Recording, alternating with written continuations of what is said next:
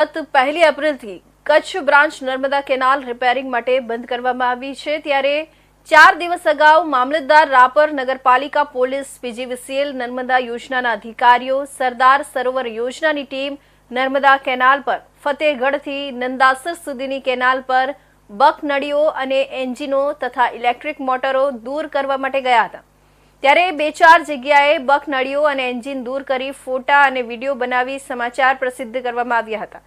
પરંતુ માત્ર 7 દિવસની અંદર આ રિઝર્વ પાણીમાંથી રાત્રિના સમયે ચોરી કરી ખેડૂતો તલાવડી તથા પિયત માટે પાણી પીવડાવી રહ્યા છે।